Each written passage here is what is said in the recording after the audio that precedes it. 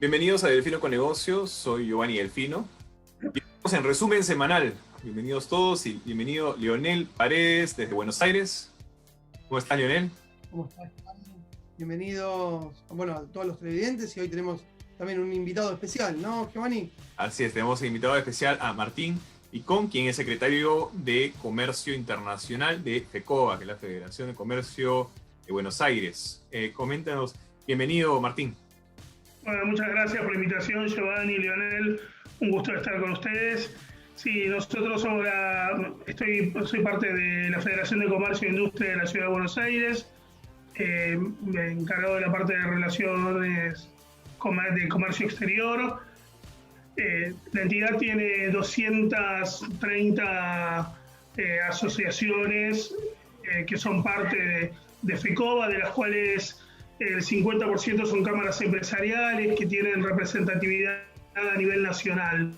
Y bueno, desde FECOBA, que les manda saludos al presidente de la entidad, Fabián Castillo, que el día de hoy estuvo en una reunión virtual con el presidente de la Argentina, con el doctor Alberto Fernández. Y bueno, trabajamos muy fuerte dentro de lo que se armó un comité de crisis para enfrentar todo lo que es toda la pandemia, el COVID, y cómo fue que el modelo argentino frente a la pandemia que tomó el Estado argentino, sí, claro que sí, afectó el comercio, sí, justamente quisiéramos que nos puedas comentar un poco sobre esas actividades que se están realizando en la Argentina, los paquetes que se están impulsando para poder reactivar la economía argentina y un poco también la pregunta que se hacen muchos es, ¿deberíamos estar hablando de reactivación o reaceleración? Coméntanos un poco tu perspectiva. Es complicada esa pregunta, es muy buena. Mira, por un lado, en la Argentina se tomó como política pública prevalecer la salud antes que la economía durante todos estos meses.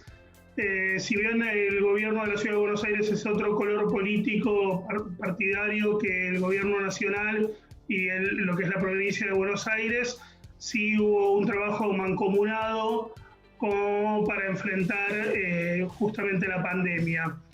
Esto es un dato muy importante porque se evitó cualquier tipo de fricción que sea a partir del tema político. Y eso facilitó mucho la tarea entre cada una de las áreas gubernamentales. Las medidas fueron muy duras, son todavía muy duras. Nosotros tenemos ya más de 120 días del lockdown, ¿no? Tener todos los negocios hasta hace unos días cerrados, salvo lo que eran toda la parte comercial de esenciales. Las industrias también estuvieron muy afectadas, salvo todo lo que es la parte de esenciales, lo mismo. Y ahora ya de poco a poco las industrias están abriendo con, obviamente, protocolos de seguridad muy, muy estrictos, con menos personal del que pueden trabajar, con horarios reducidos.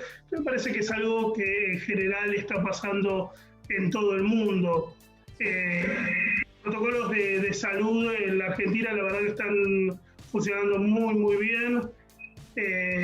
Nosotros tenemos una característica muy especial, que hay una gran concentración de los ciudadanos argentinos en una área muy reducida, en kilómetros cuadrados, que es la ciudad de Buenos Aires y lo que se llama el Gran Buenos Aires, sí, que es los alrededores, la parte del suburbio, para que tengamos una idea.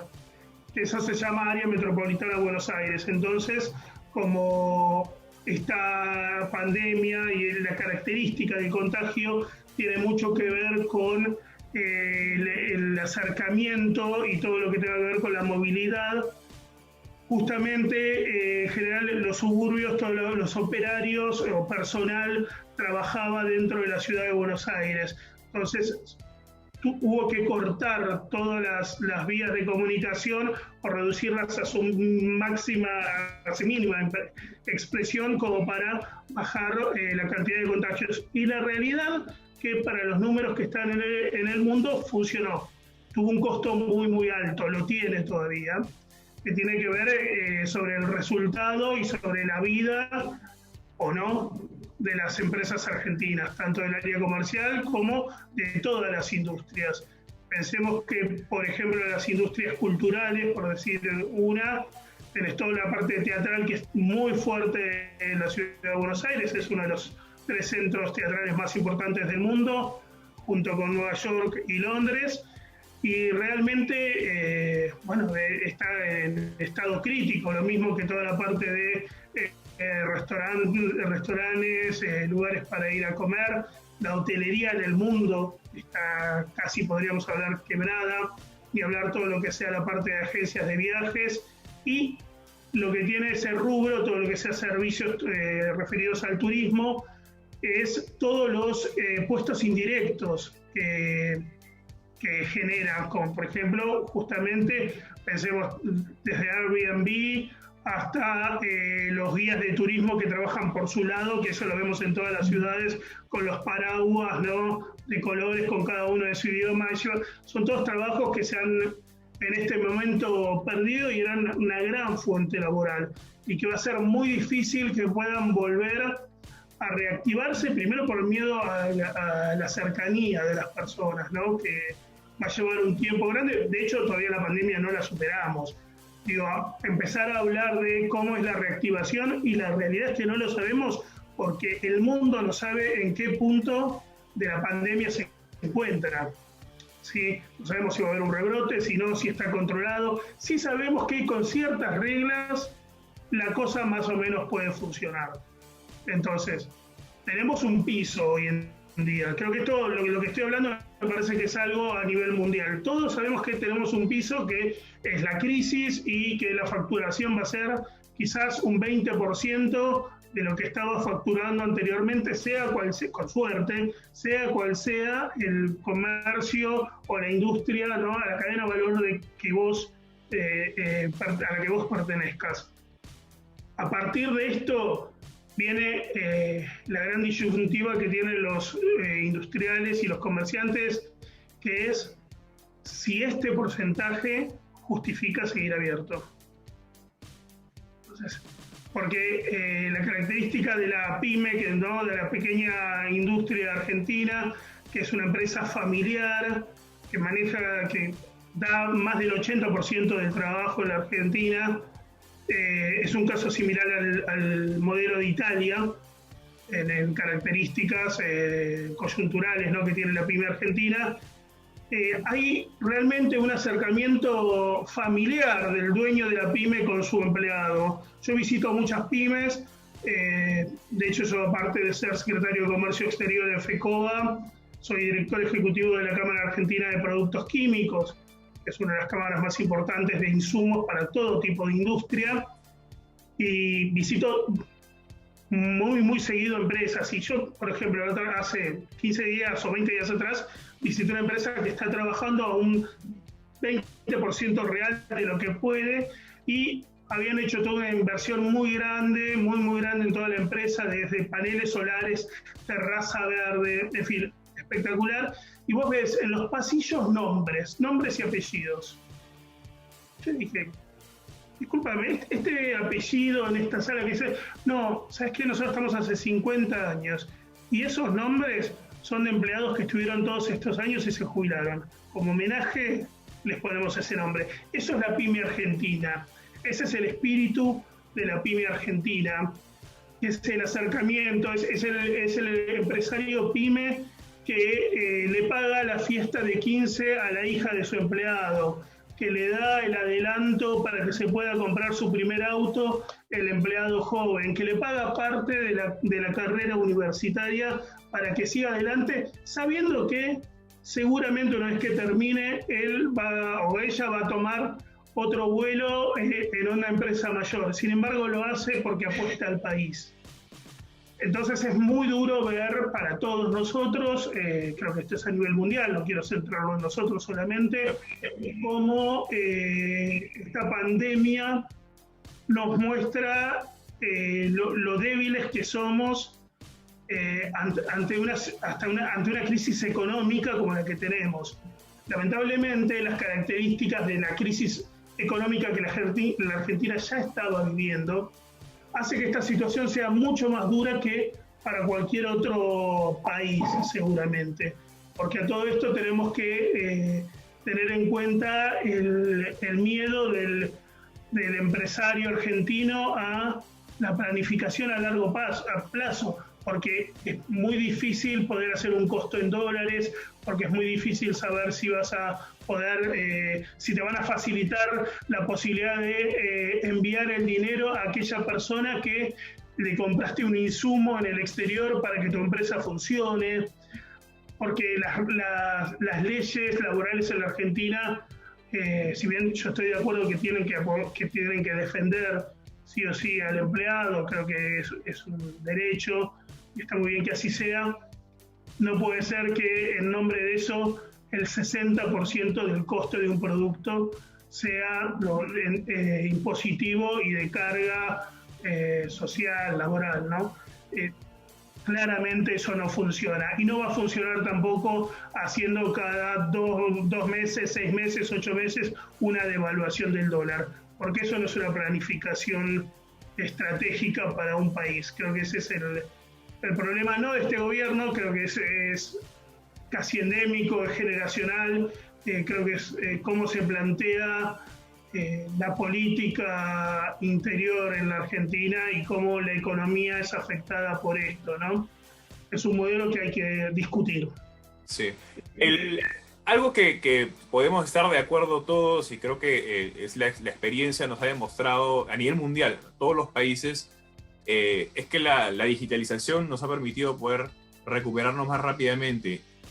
Algo que conversábamos en el último programa con Juan José Benítez, director ejecutivo de Unidos por la Justicia, que fue funcionario del gobierno anterior en Argentina, es que se había avanzado, se había hecho un gran avance en el proceso de digitalización, o como decía él, la gestión digital en el Estado había avanzado mucho al reducir el papeleo, la burocracia y de esa manera poder acelerar, por ejemplo, la formalización de empresas. Y que con el nuevo ingreso de la nueva presidencia se ha dado un paso atrás en eso. ¿Cuál es la posición de la Cámara en ese sentido? Ya que, bueno, y para ser más claros a lo que me refiero es que se refería a que el gobierno que acaba de ingresar lo que ha hecho es derogar una regulación en la cual ahora se tiene que regresar a un proceso en base al papel. Lo de las SAS. Que puede aumentar una vez más en los procesos de formalización de una empresa. Entonces, ¿cuál es la posición de la Cámara en ese sentido? Mira, nosotros, acá hay dos temas que estamos mezclando. Uno es si el gobierno actual derogó todos los sistemas de despapelización. La realidad es que no. La realidad es que no, y lo que es la ventanilla UCE, que es toda la parte de ventanilla única de comercio electrónico, comercio exterior, perdón, está funcionando. Y ahora va a haber, de hecho, un upgrade que se va a hacer para el año que viene, que parece que va a estar muy, muy bueno. Así que eso no es tan así. De hecho, se está trabajando de manera transversal entre todos los organismos oficiales para que uno no tenga que subir por cada uno de los organismos que presentas un registro, tenga que subir el último balance. Es un costo terrible, es una pérdida de tiempo, que eso ya existía. Así que no es tan así. Sí, lo de las SAS es discutible, el sistema, porque el gobierno actual lo que dice es cuál fue la utilización que se le dio a las SAS durante el gobierno anterior sobre la creación de empresas para poder enviar dinero al extranjero, radicándose en otros países.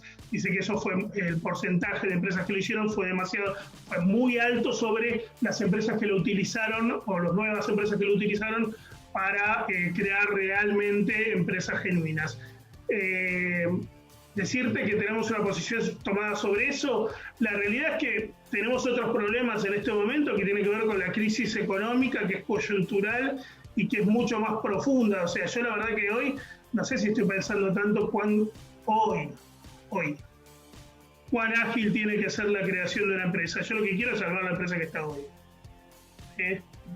Eso es fundamentalmente sobre lo que estamos trabajando en FECOBA, y creo que todos estamos trabajando. No me parece que sea el momento para hacer una crítica partidaria sobre si me gusta más una orientación más social o una más liberal del gobierno. Me parece que los argentinos tenemos que trabajar sobre una parte mucho más profunda, que es qué modelo de país queremos, ¿sí? Qué tipo de libertades queremos, y qué tipo de democracia, y unirnos para trabajar a fondo. Creo que lo que está haciendo ahora el jefe de gobierno de la Ciudad de Buenos Aires, Rodríguez Larreta, junto con el presidente de la Nación, Alberto Fernández, y Axel Kicillof, el gobernador de la provincia, en eso es un muy buen ejemplo a seguir, ¿no? Más allá de las diferencias que tengamos, que después se pueden discutir, tenemos que trabajar mancomunadamente para, primero, paliar lo que es la pandemia, que haya los menos muertos posibles y que las empresas lo afecten lo menos posible. La realidad es que está muy complicado el asunto. Está muy difícil que muchas empresas puedan salir adelante. De hecho, nuestra última investigación de mercado nos dio que en estos 130 días que ya lleva, el decreto de necesidad de urgencia desde el 20 de marzo que dictó el presidente para el aislamiento social y preventivo, se llevó puestas 28.000 comercios. Yo te quería preguntar, Martín, con el tema de los centros comerciales o shoppings, bueno, obviamente hoy en día están cerrados, cuando, o sea, se abran nuevamente, ¿vos cómo pensás que van a abrir? O sea, si van a estar, o sea, las gran cantidad de locales que hay dentro de los centros comerciales, o sea, no sé, ¿tienen algún estudio? ¿Hablaron con el presidente de la Cámara Argentina de Centros Comerciales? O sea, ¿cuál es o sea, cómo ven el paneo a lo que va a venir, ¿me entendés? O sea, no, sí, perfecto. Bien, acá hay primero, dentro de lo que es la Ciudad de Buenos Aires, es que, para que todos los televidentes conozcan, es una ciudad donde tiene varios centros comerciales que se llaman a cielo abierto, ¿sí? Como si fueran las avenidas, típico la Madison, para dar una idea, de Nueva York, ¿sí? Con todos los comercios. Después está la parte de shoppings, que a diferencia de muchas ciudades están dentro de la Ciudad de Buenos Aires, en lugares de mucho tránsito. Y después hay un modelo de galerías que son espacios, yo no sé si en Estados Unidos hay galerías, no recuerdo de haber visto ese modelo. Son como si fueran galpones muy grandes, no es un galpón, pero para que se dé una idea del tamaño, con muchos locales adentro, entonces tienen pasajes, ¿sí? Donde uno puede hacer compras en locales muy pequeños. Hay algo muy parecido en Orlando o en Miami, creo que hay. Exacto. Sí. Bueno, exacto. Bueno, dentro de eso, las galerías, por lo que nos informaron, bueno, muchos locales no sobrevivieron, la realidad es esa. Lo que pasa es que, como les decía anteriormente, son locales pequeños. Con todo el cambio de digitalización que hubo, muchos son showrooms que utilizan comerciantes que tienen su venta online. Entonces a eso no los ha afectado tanto, ¿sí? Eso ya están abriendo, yo no recuerdo bien, no tengo ahora la agenda de fechas, me parece que ya abrieron, lo abren en un par de días. Los shoppings también van a estar por abrir. Lo que no va a abrir por ahora son las zonas, creo que el 3 de agosto recién, van a abrir las zonas de alto tránsito, como es el microcentro de la Ciudad de Buenos Aires, o todos los comercios que están en puntos estratégicos de transporte. Toda esa área, ¿no? Porque obviamente juntar muchísima gente y, bueno, seguimos trabajando en prevenir que no siga creciendo el contagio. Pero bueno, se está trabajando muy fuerte sobre protocolos de seguridad. La realidad es que los comerciantes están haciendo una gran inversión en el tema.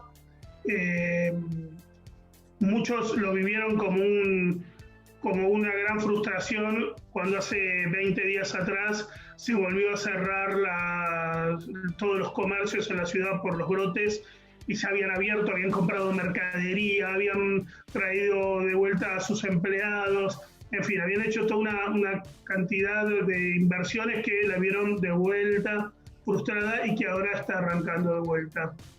Creo que dentro de lo que está diciendo, uno de los cambios más importantes para tener en cuenta es el tema justamente de la digitalización, cómo los negocios tuvieron que apurar esa decisión de digitalizarse y empezar a usar medios de, no sé, una aplicación, e-commerce, una página web, las redes sociales, como para empezar a captar de vuelta ventas. Ahora viene el gran desafío, que es lo mismo que pasa en el comercio exterior, que es entender que el e-commerce, tanto como el comercio exterior, no es una fuente para paliar un poco la crisis que tenés, sino que es una unidad de negocio aparte, que la tenés que comprender como una unidad de negocio. Y eso hay que hacer muchísima escuela para que pueda funcionar. Es muy difícil lograr eso, pero bueno, estamos trabajando.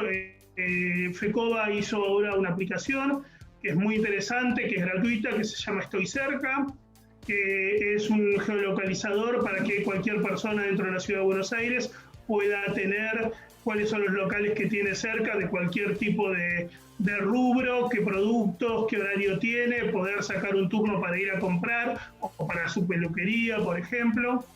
Y esto va a agilizar muchísimo todo el comercio. Nosotros está teniendo una muy buena respuesta. En fin, o sea, a ver, la crisis adelantó los tiempos. Esto es lo que está pasando. Muchas cosas que pensaban hacer dentro de 10 años se hacen hoy. Exacto, algo que hemos venido hablando las últimas semanas ha sido repetidamente eso, ¿no? Cómo el proceso de adaptación ha sido un proceso de aceleración en la digitalización de los mercados, en general, a nivel mundial. La digitalización es lo que ha permitido a las empresas adaptarse a la situación que estamos atravesando. Y qué bueno que menciones eso, porque justamente quería preguntarte ¿cuál es la posición de la Cámara, o si es que la organización está impulsando que se faciliten medidas que puedan acelerar este proceso de digitalización en el país?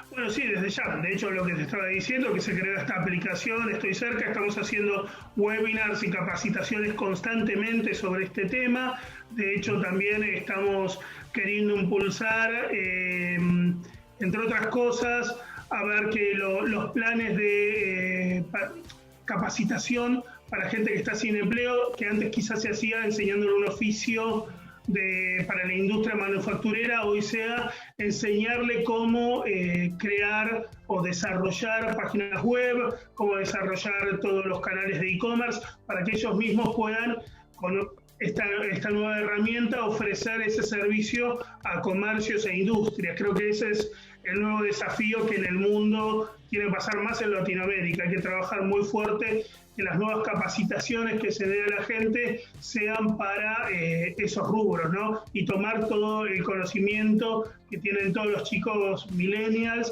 que les va a facilitar mucho tener este tipo de empleos. Creo que es una buena oportunidad para acercar generaciones, el comerciante acostumbrado al trato directo, al conocimiento de su cliente, con el millennial y, digamos, el anonimato personal del producto, ¿no? Unir estos dos mundos y que puedan funcionar. De hecho, funcionan. Es lo que pasa en todo el mundo. También otra cosa que nosotros creo que es un momento bisagra. Es un momento bisagra para que el mundo, o al menos Latinoamérica, avance. Estoy pensando, por ejemplo, vos antes hablabas de economía naranja, estoy pensando en todo lo que es la lucha contra el cambio climático. En la Argentina estamos trabajando mucho con el tema de los vehículos eléctricos. Por ejemplo, en la ciudad de Buenos Aires no hay lugares donde cargar, no hay ninguna terminal de carga para los vehículos eléctricos. No se van a vender vehículos eléctricos si no tiene dónde cargarlo. O sea, es algo básico. En un séptimo piso un cable para cargarlo. Claro. O sea, no se puede hacer. Claro, y es algo que está demostrado que en este tipo de situaciones, perdón que te corte. No, por favor. Pero además que en este tipo de situaciones no se trata de escoger si es primero el huevo o la gallina, ¿no? Yo creo que tiene que ir acompañado una cosa con la otra, y esto se demostró también en la época de que se disparó el petróleo, si recuerdan, en Lima, por ejemplo, en el Perú, el gobierno de difunto presidente Alan García impulsó, justamente decía esto, que no es momento de ver si es que el huevo o la gallina, sino que impulsó el ingreso de vehículos y la transformación de vehículos a gas, y a la vez el Estado acompañó con la instalación de justamente de este tipo de gasocentros, ¿no? que puedan proveer del gas que se necesita para esto y que sirva para reemplazar el petróleo, la gasolina, ¿no? Entonces, Sí. lo mismo que viene sucediendo aquí en los Estados Unidos con la implementación de los vehículos eléctricos, con el ingreso de los vehículos eléctricos, a la vez se está acompañando con también subvenciones, que se estuvo apoyando con subvenciones también la instalación de cargadores a nivel nacional. Sí, esto también, yo creo que este tema tiene que ver también como, me hace acordar lo que pasó hace unos 20 años, 30 años, 20 años atrás con el tema de las tabacaleras, ¿no? Ahora el tema del petróleo y los vehículos eléctricos tiene que ver con esto, ¿no? Con el cambio de paradigma y que los gobiernos entiendan que el lobby que hagan las petroleras, que sepa seguir existiendo el vehículo que funciona justamente con el nafta, no tiene que impedir el crecimiento de nuevas tecnologías. Es fundamental que en el mundo pase eso, porque ya la gente lo pide. Entonces, cuando ya le preguntás a un chico, no sé, un chico de 10 años, y te dice, che, pero eso no contamina, lo primero que te dice, ¿no? Hoy en día, no estamos contaminando, ¿qué hiciste con el papel? ¿Y por qué tiene tanto papel este producto que compraste? ¿Es necesario que tenga una caja, la cajita y el plástico? No es necesario. Entonces, hay un cambio de paradigma que los gobiernos latinoamericanos es fundamental que estén a la altura de las circunstancias. Tienen que trabajar muy fuerte, me parece, y nosotros, las cámaras empresarias, tenemos una responsabilidad sobre los asociados, sobre el área privada, para vincularnos con el espacio público. Tiene que ser un trabajo entre lo público y lo privado para sacar adelante justamente nuestra sociedad.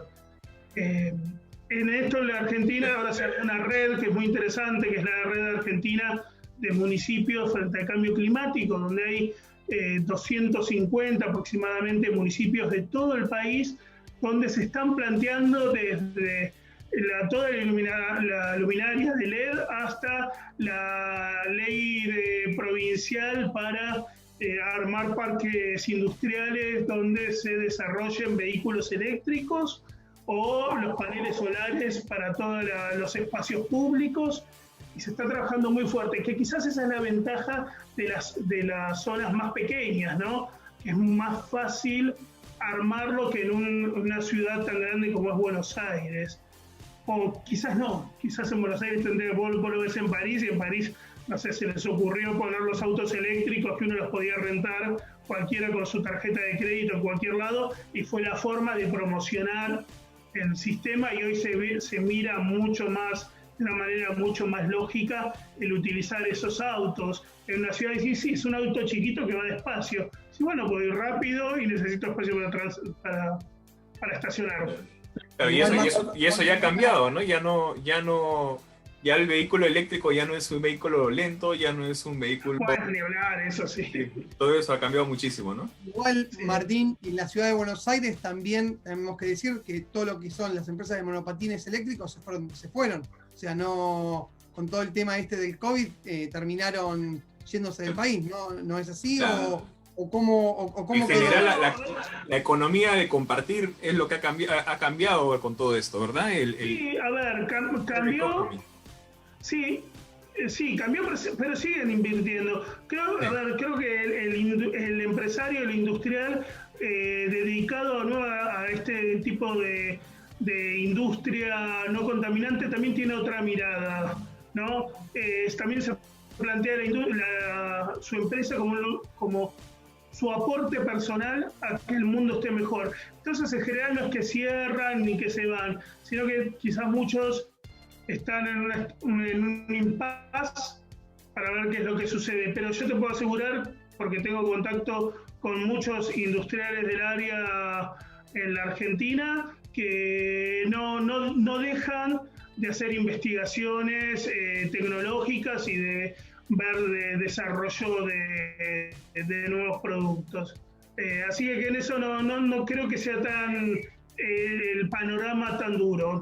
Te puedo asegurar que siguen trabajando. De hecho, en la Argentina, en este mes, ¿sí?, se presentaron dos modelos de autos eléctricos de dos fábricas distintas en el interior de la Argentina, en dos provincias, en Córdoba y en San Luis. Así que se sigue trabajando muchísimo sobre el tema. Algo que también el Banco Interamericano de Desarrollo mencionó repetidas ocasiones, y ahora que mencionas el tema de desarrollo sostenible, es que justamente el desarrollo sostenible y las metas que se están proponiendo es una gran oportunidad para Latinoamérica, ya que Latinoamérica, a diferencia de los países más desarrollados, tienen un gran déficit de infraestructura que se podría cubrir con esta nueva economía, y tenemos una facilidad para poder cambiar mucho más fácilmente de lo que podría cambiar un país que ya tiene toda esta infraestructura armada, como un país desarrollado como Estados Unidos o los países en Europa. ¿Cuál es la situación que ves tú en ese sentido desde Argentina? La oportunidad, ¿cuál es tu perspectiva? Sí, absolutamente, yo estoy de acuerdo con eso. De hecho, esta semana hubo un webinar muy bueno del BID al respecto, con gente de Israel, y la relación entre Israel y todos los servicios tecnológicos que se podían aportar a Latinoamérica fue muy, muy interesante, la verdad. Bueno, a ver, primero tenemos que pensar en las características de Latinoamérica sobre las características geográficas, ¿no? De Latinoamérica sobre, por ejemplo, Europa. Las distancias que tenemos nosotros son muchísimo mayores, por lo tanto, si vos querés hacer una red de gas en la Argentina, desde, no sé, Neuquén, que es la Patagonia, ¿no?, hasta el norte argentino, el costo es altísimo, y por eso es muy difícil que puedas llegar a tener esas zonas gas o un tendido eléctrico o el agua, una red de agua centralizada desde la capital de esa provincia. Esa es la gran ventaja que tiene todo esto sustentable, ¿no? El poder dar a través de la electricidad por los paneles solares calefacción a una casa que está en un pueblito en el interior del norte del Chaco, y que no tiene esa posibilidad, o que las escuelas rurales pueden estar conectadas a redes a partir de esto, o que, bueno, en fin, todo este tipo de temas se puede llegar a... Creo que se va a desarrollar. Me parece que es el punto para el que va a ir la Argentina.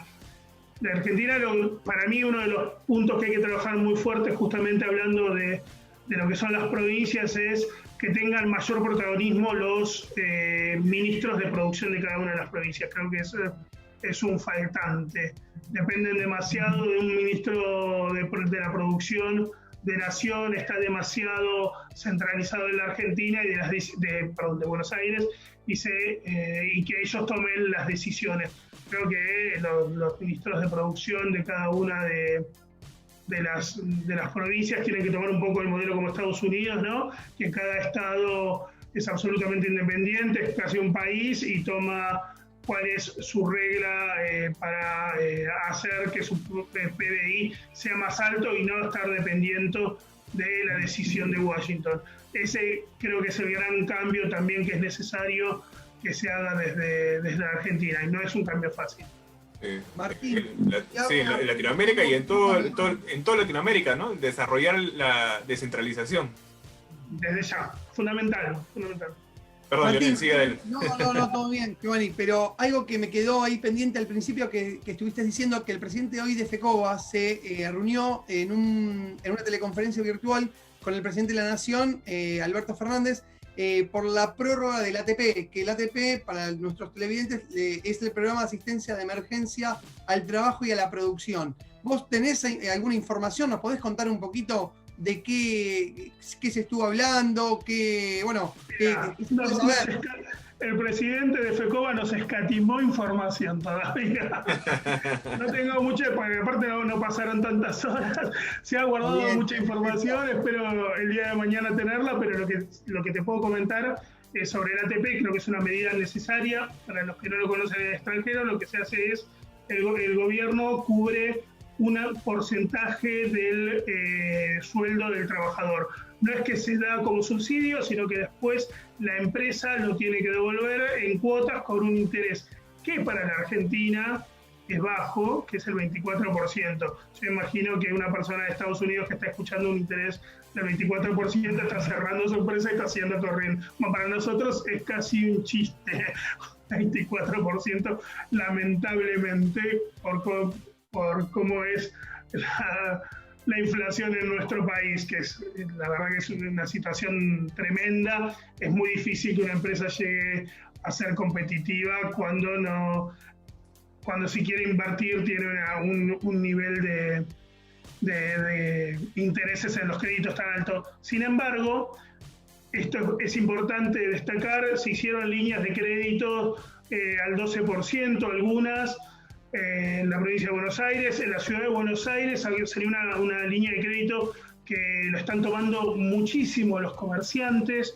Creo que son como en 10 días como 6.000 comercios o más que lo toman, que es hasta 500.000 pesos, que son $5.000 más o menos, ¿no?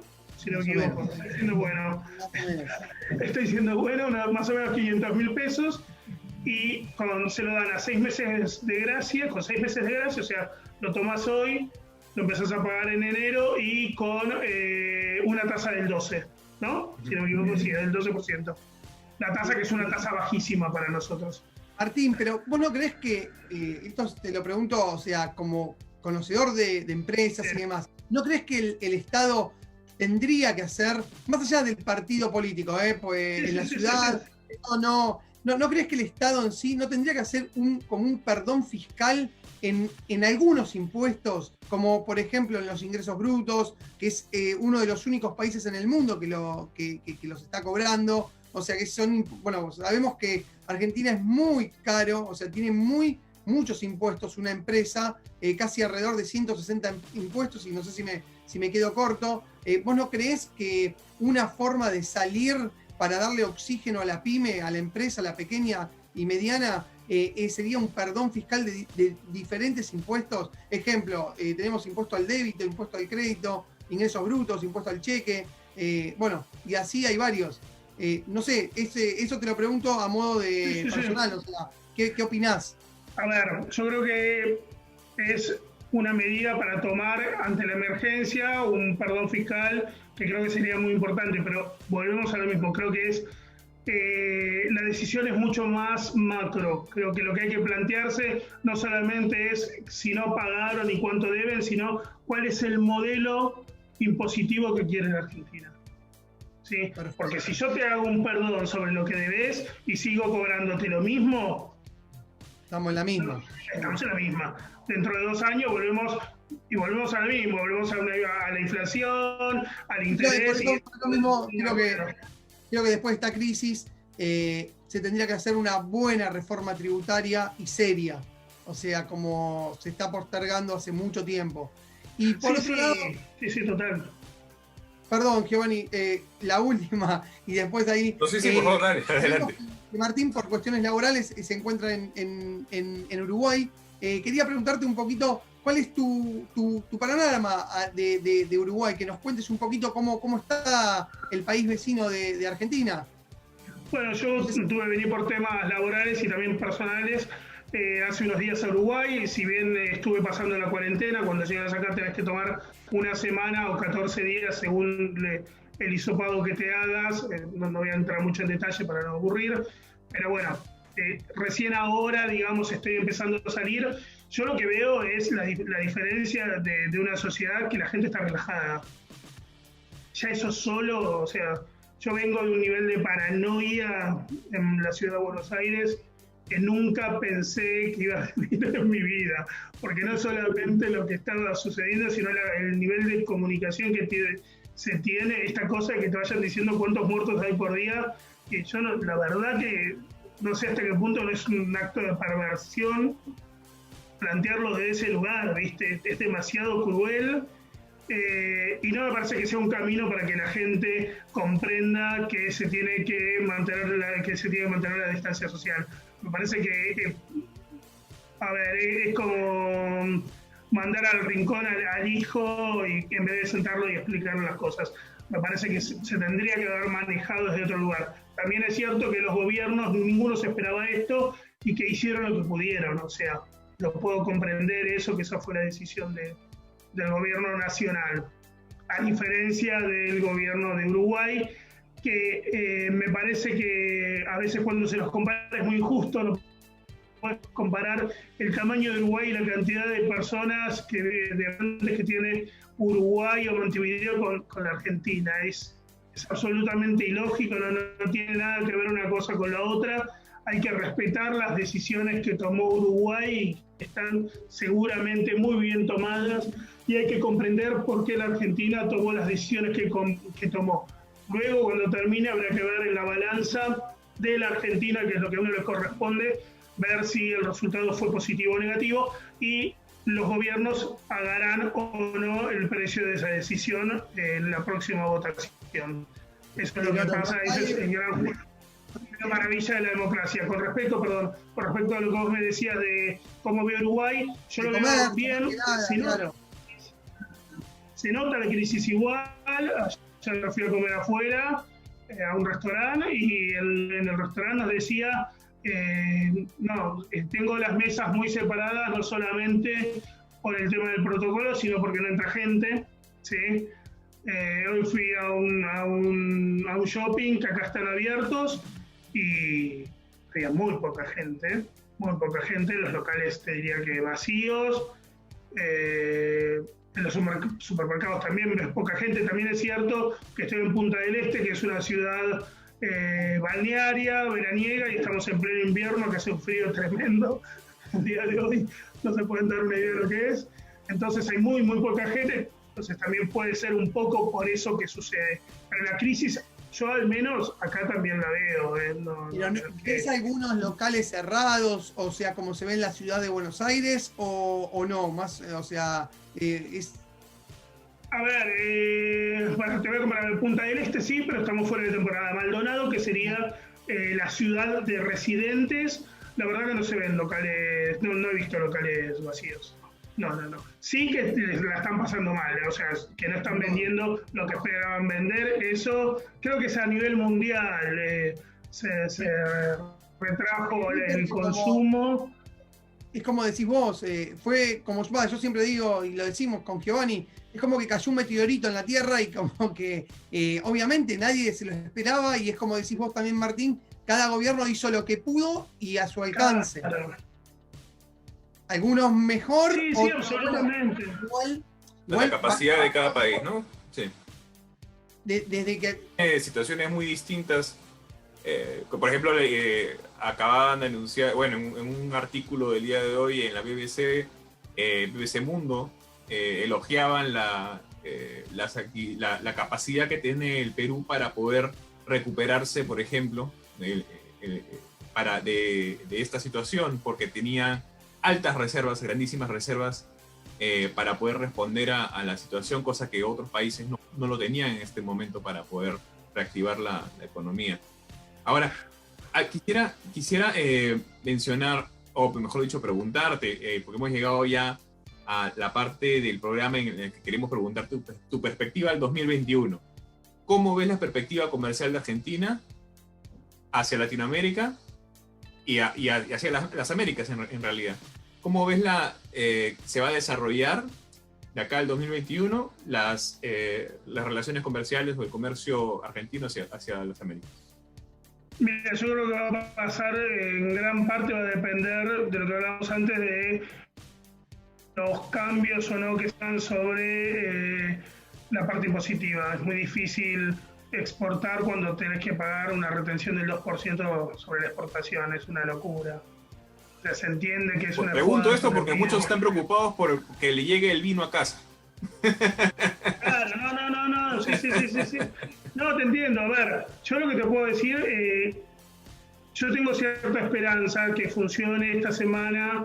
No me acuerdo si fue ayer, ya la verdad que me pierdo con los días. Nosotros, por FECOBA, somos parte del Consejo Público Privado de Exportaciones que acaba de armar la Cancillería. Me parece que fue una medida acertada. Yo noto una buena voluntad a ese nivel. Me parece que Felipe Solá, el canciller actual, es una persona pragmática. Quiero creer que va a ajustar muchas cosas, mucho trabajo que hacen las embajadas en el mundo. Me parece que, yo no sé cómo es el modelo de Estados Unidos, esto que me perdone la gente que trabaja en las embajadas, yo no estoy de acuerdo o no creo que solamente una persona que tiene estudios diplomáticos se tenga que encargar del área comercial de una embajada. No estoy de acuerdo. Me parece que tiene que ser una persona que por lo menos tenga una vinculación directa con el Ministerio de Producción o con las cámaras empresarias. Me parece que no es un trabajo de diplomacia solamente un agregado comercial, más cuando queremos tener una política de comercio exterior fuerte y comprendiendo, ¿no?, que el comercio exterior es ganar, ¿sí? Para exportar también tenés que importar. Me parece que en eso el gobierno... Yo estoy mucho en contacto con el área de minería y estamos ayudando bastante en esa área, y lo que puedo dar fe de eso, que no hay una voluntad de cerrar las fronteras para la importación de productos, por ejemplo, que se necesitan para las explotaciones mineras. Me parece que la Argentina me parece que el empresario argentino tiene que estudiar mucho más sobre lo que hablábamos antes. Es una unidad de negocio nueva, con reglas propias, con reglas de compliance quizás distintas a las que se manejan, con cumplimientos de tiempos y de formas que son distintas a las que uno puede tener en la flexibilidad de su mercado interno. Entonces hay que comprenderlo muy bien el negocio como para tener éxito. Y hay que entender que, como todo negocio que emprendés, no es que tu primera venta vas a ganar. Seguramente los primeros años vas a vender, vas a perder. Vas a vender, pero vas a equivocarte al hacer el cálculo de tus costos y tu rentabilidad en el momento de exportar. Y te vas a equivocar porque te van a faltar papeles, porque te va a faltar un registro, porque te equivocaste de logística, porque el puerto que llegó era otro y no calculaste si costaba la mercadería tenerla en el puerto una semana más, que eso te sube tu costo y jugaste una rentabilidad muy baja. En fin, todas las cosas que se van aprendiendo. Tiene que entender el empresario que es un costo a pagar, como todo lo que uno aprende en la vida, ¿no? Tiene una curva de aprendizaje. Y yo creo que tengo mucha fe. Si vos me preguntás cómo lo veo el 2021, y yo quiero tener fe. O sea, a ver, estamos pasando de una pandemia histórica. ¿Qué nos queda si no tener fe? No, obvio.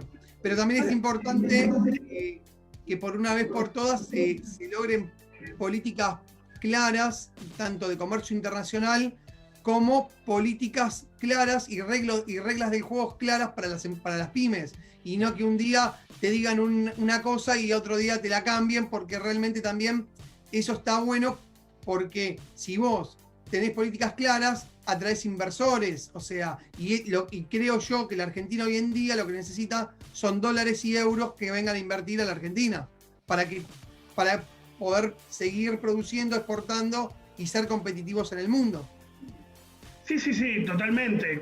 Creo que, o sea, cuando te referís a reglas claras, no solamente es bajar el nivel impositivo, sino también que sea duradero en el tiempo y que los gobiernos entiendan que no son los dueños del Estado. Exacto. Y que cuando llegan al poder, claro, saquen las cosas bien hechas de los otros gobiernos. Exacto. Eso en la Argentina, y creo que en Latinoamérica se viene haciendo y mucho. Y yo, es lo que decíamos el otro día, Giovanni, que no entiendo cómo un gobierno llega y hay algo bien hecho y lo saca. O sea, y eso es como que hacemos 10 pasos para adelante, 30 para atrás, o sea, estamos siempre en lo mismo. Sí, lo que pasa es que, a ver, hay que cambiar y también nosotros nos tenemos que comprometer a ser líderes en cada uno de nuestros países. Hay que cambiar la imagen de el político que está buscando el bronce, ¿no? La estatua. Digo, la estatua es como, si querés, la venta personal y ahora cambio la regla del juego. La regla es otra. Está la digitalización. Bueno, ahora tu imagen va a ser digital y va a durar poco. Gracias a Dios. Porque lo que va a quedar tuyo va a ser tu obra, no tu bronce. Entonces déjense de trabajar con el bronce, los políticos latinoamericanos, y empiecen a tener a buscar un poquitito más de anonimato y tener mejores resultados. Creo que esa es una recomendación que creo que hay que hacerle a todos los políticos. La verdad que, a ver, les repito, perdón. Me parece que el gobierno argentino está haciendo en un punto lo que puede. Creo que hay cosas que son mejorables, absolutamente, como en todos lados. La realidad es que lleva 7 meses de gobierno, de los cuales 5 la pasó con un golpe que les vino de frente, y no es lo más ideal que le puede pasar a un país, ¿no? Con las características encima culturales. Pero ni hablar, sí. No, eso es, a ver, la realidad es que antes se cerraron 20.000 pymes en la Argentina, o sea, en los últimos 4 años. Eso es innegable, no es que se hicieron todas las cosas bien antes. No es real, a ver, había cosas que estaban mal hechas y que no se escuchaban. La realidad es esa. En este gobierno, en algunas áreas, quizás cuesta más que escuchen, otras no. Yo lo que puedo decir desde al menos de mi experiencia, el Ministerio de Producción de la Nación, la verdad que nos atienden, nos escuchan, y se puede trabajar. Quizás el resultado no es el esperado, no es en el tiempo que las empresas lo necesitan, ¿sí? Pero bueno, creo que hay una voluntad al menos. Yo sigo esperanzado en que la Argentina, por el potencial que tiene, va a salir adelante. Creo que no solamente porque la Argentina tiene un grave problema que es, por un lado, el tema pandemia y por el otro, nosotros teníamos una gran apuesta que era vaca muerta y todo el fracking, y esto del petróleo que baje detuvo todo eso, y para la Argentina es tremendo eso, fue un golpe muy, muy fuerte. Bueno, igual, Martín, también tenemos, es verdad lo que decís, eso yo también lo comparto, pero también tenemos una muy buena fuente de litio, que creo que también se puede empezar explotar. Creo que eso automáticamente se puede empezar a exportar, que creo que Argentina está exportando, pero bueno, nada, creo que se puede también seguir reactivando. Y desarrollar una industria, un clúster alrededor del litio. Sí, de hecho se está trabajando fuerte. O sea, la Argentina es parte de lo que se llama el triángulo del litio con Bolivia y con Chile. La realidad es que las leyes argentinas para la explotación del litio son mucho más amigables que las leyes chilenas y que las leyes bolivianas. Entonces eso está haciendo que haya un nivel de inversión importante, no el que debería ser. Tendría que haber muchísima más explotación. Es cierto que por cómo son los negocios internacionales, en general las empresas que invierten lo que quieren es explotar el producto, llevárselo puro, digamos, el insumo, y hacer la industrialización, el agregado valor en su país, que también, a ver, uno lo entiende desde el otro lado, que obviamente cada país busca lo mejor para su pueblo, ¿no? Y está muy bien que así sea. El tema es buscar un punto intermedio, ¿no? Que, o sea, sea algo en mi país, aparte de explotar el litio, y después llevarlo. Esto de las cadenas de valor globales, que ya hace años que se vienen trabajando, también para el litio tienen que funcionar, ¿no? Que parte de los procesos industriales se hagan en la Argentina, otra parte, no sé, en Noruega, así, y que el producto final tenga componentes desarrollados en cada uno de los países por los que fue pasando. Me parece que eso es lo más lógico que tendría que pasar, que tendría que ser parte de los tratados de libre comercio, inclusive. Claro. Y eso, por ahí también va la pregunta, porque sabemos que históricamente Latinoamérica ha pasado mucho por los proteccionismos, y eso es lo que ha detenido la industrialización de Latinoamérica, ¿no?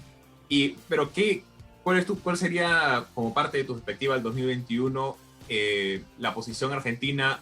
¿Se va a ver más apertura o qué es lo que deberíamos esperar de Argentina? Yo te repito, yo no creo que haya una voluntad, creo hoy, me parece que va a tener que ver también en parte con la fuga de capitales y con las reservas que tenga el Banco Central.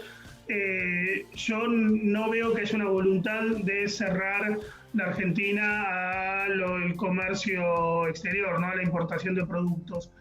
Me parece que no. Quiero pensar que no va a ser así. Si estoy de acuerdo con el proteccionismo, y no, me parece que no sirve. Me parece que, a ver, primero, ninguna industria puede vivir sin insumos, y hay insumos que crecen y que son de determinada parte del mundo, porque tampoco vos todos los productos, hay industrias que vos no podés plantar en tu país, porque si nosotros somos 40 millones de habitantes, somos 45, somos muy pocos como para decir que cierto tipo de industrias tienen que ser sí o sí argentinas. La verdad que no, es una tontería pensar eso, porque no hay forma que para el empresario le dé el número, no hay forma. Así que creo que no, y no creo que la voluntad quiero pensar que la voluntad del presidente no va a ser esa. Más que el proteccionismo, a mí lo que me preocupa es este tema o este tufillo a nacionalizaciones, ¿no? De empresas privadas. Creo que eso quizás es más preocupante que el proteccionismo.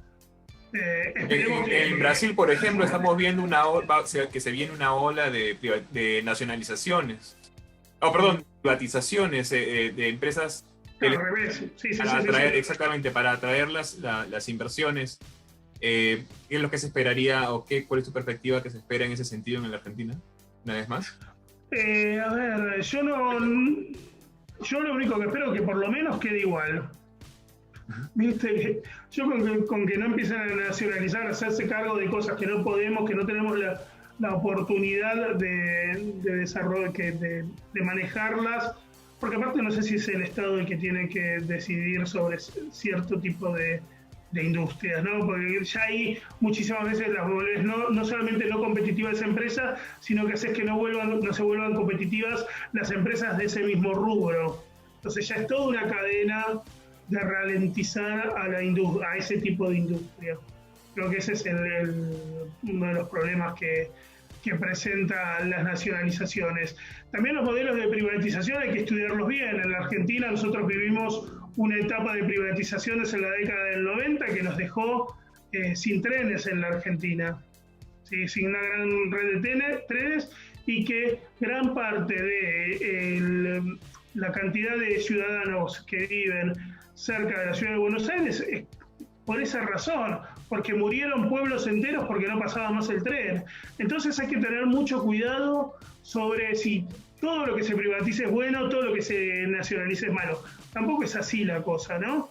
Me parece que hay que estudiarlo en profundidad, y que la decisión que se tome no sea desde lo partidario, sino, volvemos a lo mismo, desde un modelo de país inserto y competitivo en el mundo. A partir de eso, ¿qué es lo que conviene hacer? Analizar un poco lo que pasó ahora en Alemania con Lufthansa, ¿no? Que compró parte de las acciones, pero sin embargo no deja de ser una empresa privada, y el gobierno no toma decisiones sobre la empresa. Bueno, es un modelo también en cierta forma, interesante para estudiar.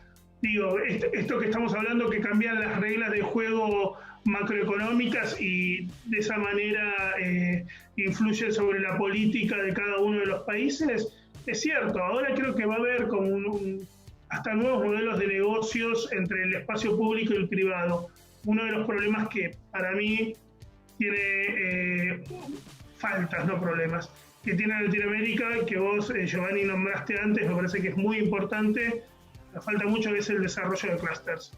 Creo que es fundamental el desarrollo de clústeres, es una herramienta bárbara como para el crecimiento de las industrias, y un desarrollo de clúster con la inclusión de investigación y de la parte de educación.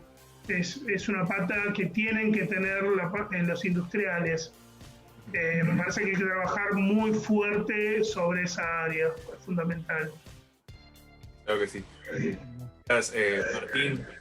Martín Picón, secretario de Comercio Internacional de FECOBA.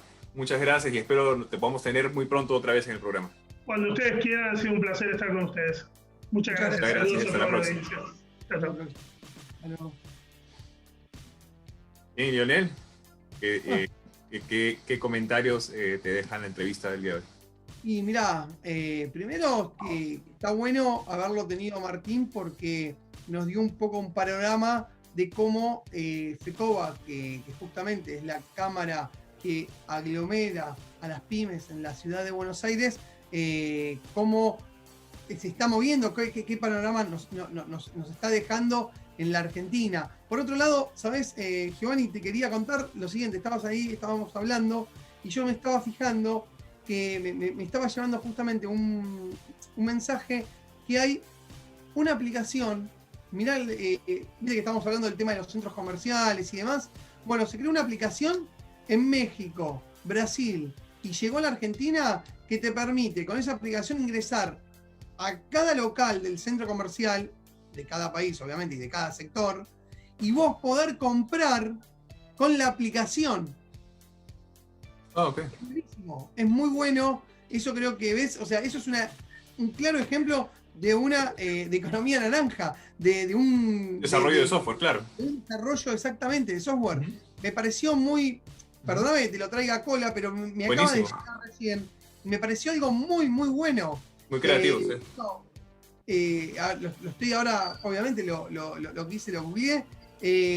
La aplicación se llama Go Gira.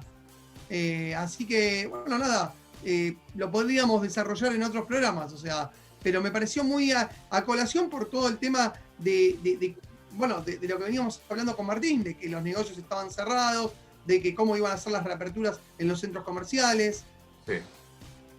Sí, creo que deberíamos invitarlo otra vez muy pronto porque hay mucho todavía por conversar. Hay algo que también estábamos viendo en el día de hoy. Lamentablemente en los Estados Unidos todavía no se llega a un acuerdo para la extensión, como conversábamos más temprano, sobre la extensión de los perdones para aquellos rentatarios que no pudieron cumplir con los pagos y por lo tanto muchos de ellos van a verse desalojados de sus viviendas, y esto podría agudizar la crisis en los Estados Unidos, cuál sería ser un problema gigante de las bienes raíces en Estados Unidos. Y no solo eso, sino que también no se llega a un acuerdo para un paquete de reactivación aún, y muy probablemente pueda tomar una semana más. Va a ser una semana bastante complicada, en la cual todavía va a haber mucha inestabilidad. No se sabe qué es lo que va a pasar. Esperemos que pronto se pueda llegar a un acuerdo entre ambos partidos, republicano y demócrata, acá en los Estados Unidos, para que se dé este paquete lo antes posible, ya que se están complicando la situación aquí. Hoy a la medianoche, ¿no? Vence la moratoria, Giovanni.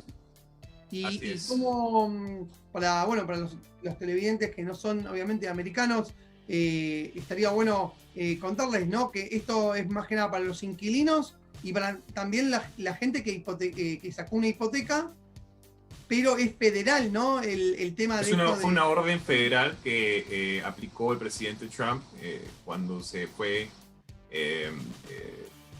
complicando la situación de aquellos que perdieron sus empleos y por lo tanto no podían continuar con los pagos de sus viviendas. Y pues esta orden llegó a su fin, o llega a su fin a medianoche, el día de hoy, esta noche.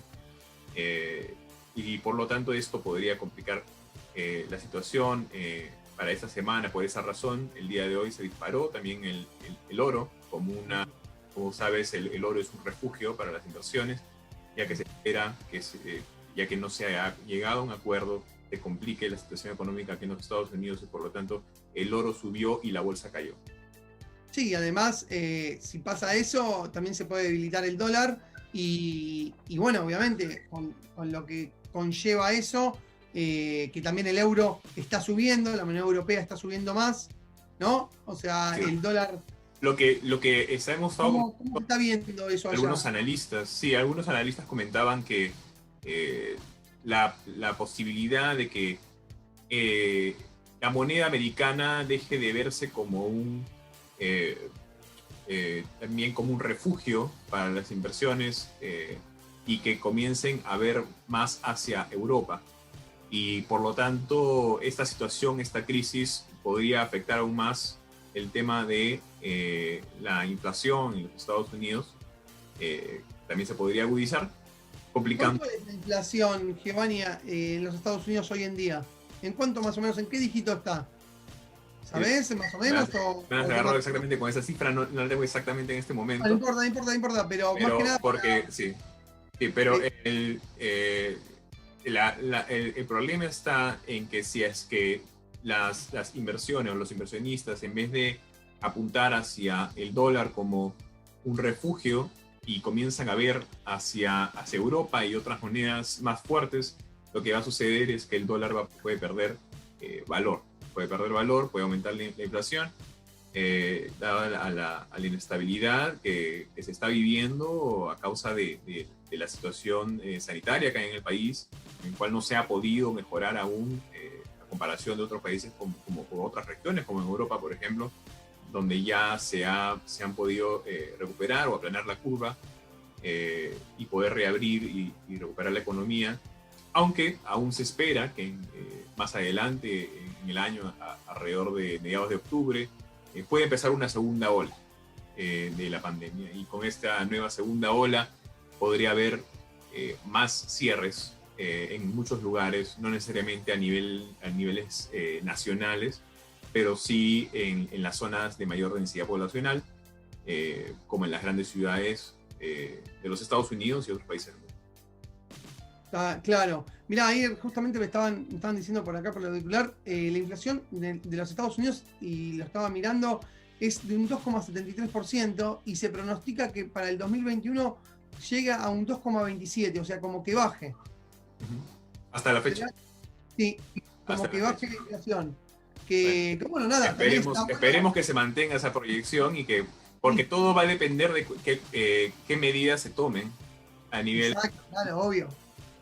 Fiscal a nivel del Estado y qué es la respuesta que vaya a dar también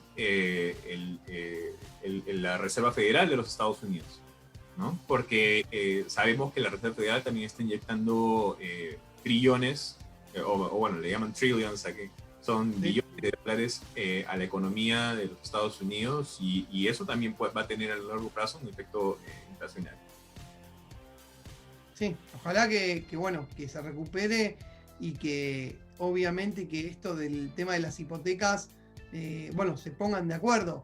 Yo calculo que si esto tarda una semana, no creo que los bancos empiecen a desalojar, que haya un desalojo masivo, porque me imagino que hasta el mismo Trump se va a ver perjudicado, porque no nos olvidemos que se vienen las elecciones, exactamente. O sea, yo calculo que tendrían que haber alguna amnistía o algo que proteja justamente todo el tema de los desalojos. Exactamente, justo ese es una de las de los puntos que toca el candidato Biden, ex vicepresidente de los Estados Unidos, que está hoy compitiendo por la presidencia contra el presidente Trump, y que menciona justamente un mal manejo de la situación y utiliza este tema como una ventaja para presentar mejores medidas desde su punto de vista para poder responder a la situación que se está viviendo. Entonces, si no se llegara a responder con una medida efectiva próximamente, esto podría costarle las elecciones al presidente Trump. Sí, exactamente. Y por lo que estoy leyendo, es como que el candidato demócrata va por arriba creo que unos puntos de ventaja le lleva al republicano Trump. ¿Es así, no? Así es. Está hablando. Ya hace casi 15% de diferencia según las encuestas hay entre Biden y Trump, con Biden tomando la delantera. Ahora, un reporte último que acaba de hacer Bloomberg menciona que aproximadamente 12 millones de retatarios podrían verse afectados por esta situación que acabamos de mencionar y podrían ser desalojados de su vivienda. Estamos hablando de 12 millones de retatarios. Es un número bastante alto, aún para el tamaño de la economía americana. Pero bueno, es... Así es. Entonces, pero no todo son malas noticias. También esto es una oportunidad para muchos que, como por ejemplo en este tipo de situaciones, como habíamos mencionado anteriormente, cuando se complica la situación de bienes raíces, quienes entran a aprovechar esas oportunidades son las grandes corporaciones o quienes tienen la capacidad para poder afrontar e invertir en las propiedades que van a estar disponibles. Entonces, una de las tendencias que se espera para, por ejemplo, en lo que son los espacios comerciales, es que se va a reinvertir en desarrollo de estas áreas comerciales y convertirlas en áreas mixtas, donde van a poder haber apartamentos y además de áreas comerciales, oficinas, lo cual por eso se espera de que los bajos intereses que se mantienen hasta la fecha, además se ve un aumento en la movilización de gente de las ciudades hacia los suburbios, vaya a ser el motor que va a mantener a la economía activa.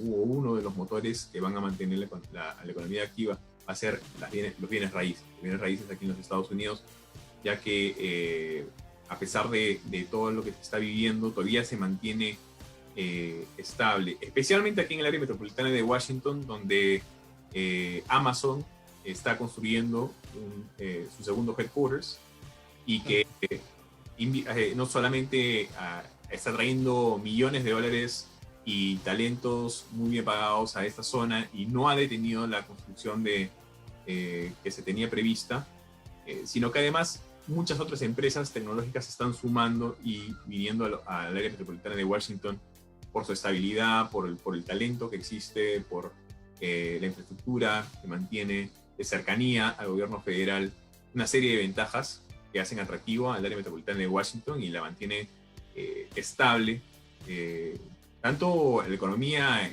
en general como los bienes raíces, algo que veníamos hablando también con nuestra realtor Rivas Plata, que nos tuvimos invitada la semana pasada en el programa de bienes raíces.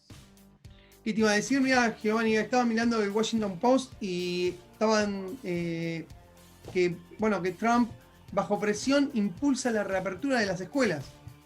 Es como que están viendo la forma de, ahora ustedes están en pleno verano, pero cuando termine el verano, ya volver a clases más de 50 millones de estudiantes, tanto en escuelas como en las universidades. Sí, hay todavía una negociación bueno, es un impulso que está tratando de hacer el presidente Trump para impulsar que se reabran las escuelas. ¿Vos qué decís que es una estrategia para la campaña política para noviembre o Lo cómo que lo ves? sucede es que los condados todavía no, la gran mayoría de condados en las ciudades y los estados no están de acuerdo con esta medida. El condado, por ejemplo, el condado más grande en nuestra región, en el área de Washington, el Fairfax County, ya anunció que se va a mantener de manera en línea, Claro. dándole esa respuesta totalmente contraria a lo que está pidiendo el presidente Trump. Y no es el único, muchos condados ya se han también Sí, manifestado. han manifestado sobre el tema y han dicho que no van a abrir. Por el miedo de los peligro que contagios. Me imagino, por el miedo a los contagios hay un montón Exactamente. Exactamente, porque a través de las escuelas es donde más se divulgan los contagios y hay este miedo a que tengamos que otra vez cerrar la economía. Exactamente. Es, También y es un poco lo que hablamos también con nuestro invitado del día de hoy, ¿no? La diferencia entre Estados Unidos y con Latinoamérica, donde los estados tienen mayor poder de decisión. Y por más que el presidente trate de obligar a los estados a que reabran las escuelas, no tiene ningún poder sobre ello. El presidente está tratando de manipular a los estados y a los condados, diciendo que a los estados y condados que no abran las escuelas van a dejar de recibir fondos del gobierno federal para uso en lo que es educación. Entonces, esto podría afectar, obviamente, el cash flow en los condados y en los estados que tienen un sistema educativo, que mantienen el sistema educativo acá en el país. Pero a pesar de eso, los estados y los condados, muchos de los estados y condados han presentado aún una posición contraria a lo que está pidiendo el presidente Trump. Quieren mantener las escuelas cerradas para prevenir que siga empeorando la situación aquí. Perfecto. Estaba mirando que otras que las que se las ven complicadas, bueno, son las aerolíneas. Ahora aquí en Argentina está el hot sale y bueno, o sea, muchas aerolíneas están, que bueno, pero para mí no es o sea, salen supuestamente con unos descuentos. Lo que es Argentina para mí no es un gran descuento, es un 20% que te hace una aerolínea. Me parece que eso no es un descuento, o sea, un descuento agresivo tiene que ser del 50%, 75%, 80%, como el otro día veía con un colega nuestro en un mall de Miami que de hecho ofrecía vestidos de fiestas con un 75% de descuento. También estaba leyendo que la aerolínea Emirates de Emiratos Árabes iba a cubrir, está fomentando los vuelos y al turismo justamente, y les iba a cubrir al turista en el caso de que se llegue a contagiar del COVID, les iba a cubrir todos los gastos de médicos, seguro social, todo, en el caso de que si el turista se llega a contagiar como te decía, del COVID. Creo que empieza a haber también una competencia a nivel mundial de las aerolíneas, porque claro, obviamente, lo decía Martín, uno de los sectores más complicados es el turismo. O sea, tanto acá como en cualquier parte del mundo. Creo que, de hecho, Italia, España, estaban hace unas semanas atrás, están ofreciendo, te regalan, que vos contratás 4 días, te regalan 2 y vas, y 2 pagas vos. O sea, están haciendo ofertas así agresivamente justamente para poder captar turismo. Yes. No sé cómo está en Estados Unidos todo el tema de... Así es. Todavía muchos Disney abrió, ¿no? Los parques de Disney abrieron. Disney reabrió, pero todavía no es algo generalizado. Hay muchos parques que todavía mantienen cerrados, hay muchos hoteles que se mantienen cerrados. Recordemos que con el cierre de los hoteles, uno de los más grandes ingresos que mantienen a la industria hotelera es también los eventos corporativos y los eventos sociales, y que muchos de estos se vieron cancelados ya desde el cierre de la economía, y por lo tanto esto afecta por lo menos por un año a la industria hotelera, ¿no? Se espera que a partir del próximo año recién se recupere, y muy probablemente llegue recién a recuperarse a la posición que se encontraba antes de la pandemia, de acá a 2 años. Tremendo el golpe al turismo que esta pandemia le dio. Así que bueno, no, creo que, no sé si nos queda alguna que otra noticia por decir, creo que no. Entonces, eso es todo lo que tenemos por el día de hoy, y por favor envíenos sus comentarios, sus mensajes. Nos encanta recibir, como siempre, sus comentarios y sus mensajes para saber qué es lo que les interesa más, lo que más les gustó del programa, cualquier pregunta que haya quedado en el aire y que quisieran que respondamos la próxima vez, no duden en enviarlo. Claro, comenten abajo. Y también decir, Giovanni, o sea, adelantarle un poquito que el miércoles que viene vamos a tener una invitada especial, ¿no? Muy especial. Así es, por favor, Lionel, presenta a nuestra invitada del día del miércoles. Bueno, el día miércoles vamos a tener a la vicepresidenta de ProColombia en el programa, y vamos a hacer una entrevista exclusiva, de cómo está Colombia, cómo está posicionando sus productos al mundo, qué estrategia tienen después de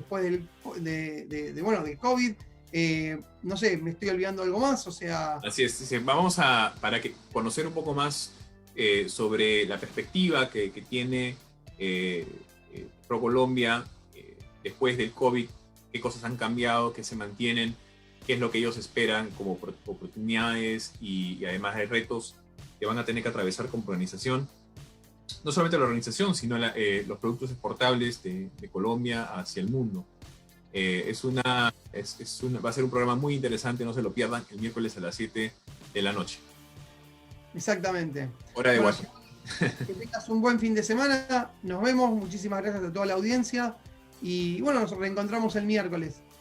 Así es, saludos a todos, déjenos un mensaje, no se olviden. Hasta la próxima. Hasta la próxima, gracias. Y recuerde que para más noticias de negocios, visite delfinoconegocios.com y síganos en nuestras redes sociales. Hasta la próxima.